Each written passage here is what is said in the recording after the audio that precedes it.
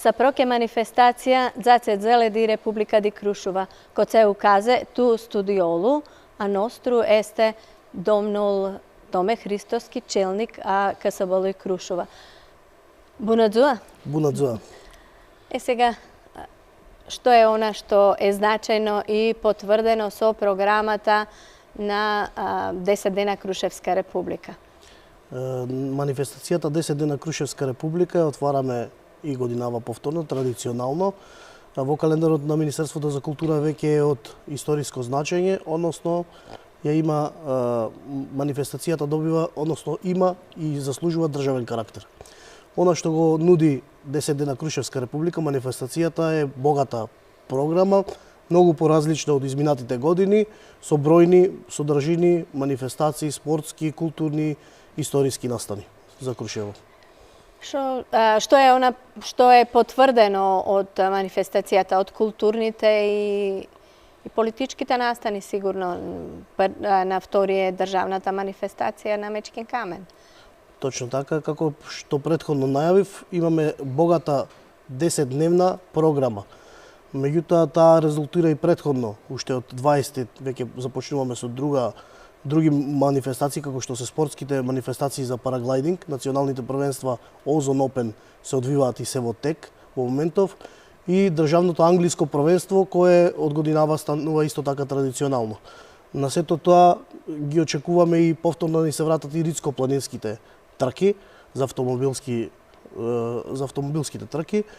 Меѓутоа, продолжуваме и со други манифестации, како што се културни изложби, промоција на книги, историски настани, промоција на Крушево преку тие настани и така натаму. Када почнеме со први, значи вечерта пречекуваме конјаницата, некаде околу 18 часот во централното градско подрачје пред црквата Никола Карев, од тука одиме пеш до Гумења и таму се отвара манифестацијата 10 дена Крушевска република, која секако ќе има и, се надевам, и директен пренос од ваша страна. Вечерта е Владко Стефановски со Тадик и отвараат вечерта, меѓутоа претходно има најава дека треба да дојде и филхармонијата, која ќе отпочне со интонирањето на македонската химна. На втори веќе ние сме и како гости таму. Манифестацијата се отвара на Мечкин камен, пред тоа му претходи поворка со оддавање почит на загинатите, со положување на цвеќе, на слива, на гумење, пред Македониум, пред Никола Карев и потоа продолжува на Мечкин камен. На трети имаме унгарска вечер, односно целодневна програма, богата со историја, култура, негување на унгарската традиција во Крушево, која имаат историја исто така унгарците во нашиот град. На четврти целодневна културна, историска и спортски настани за влашката заедница за Крушево, меѓутоа и за цела Република Северна Македонија. Тука продолжуваме и во вечерните часови со хор и со разни музички настани, секако од влашката традиција, историја, култура. На 5, 6, 7 продолжуваат по некоја манифестација музичка. Тука ние, да речеме, Галоски, Бонадеа ќе ни дојде во Крушево. Ќе има и многу други содржини која ќе го збогатат сето тоа. Сигурно, тоа што е потврдено, да нагласиме уште еднаш за четврти. Сигурно нашите гледачи ги интересира четврти најмногу. Имаме трибина, имаме полагање на свежо цвеќе и венци на гробот на Тоше Проески, на Питугули. Тоше Проески, Питугули, потоа продолжува во хотел Панорама со трибина за подготовка на предстојниот попис кој не очекува во нашата земја, и така сето тоа ќе се одвива, ќе има разноликост во разни содржини низ целодневното. И круна сигурно е вечерта на влашката песна. Точно така, која што треба да се негува.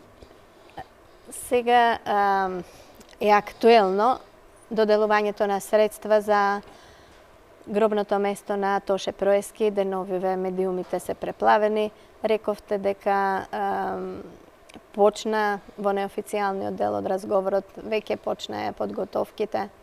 Преку заедничката иницијатива со владата наша, и морам да оддам благодарност до премиерот на Република Северна Македонија, кој ни излезе во пресред на нашите иницијативи за изградба на достоен вечен дом на нашата поп-икона.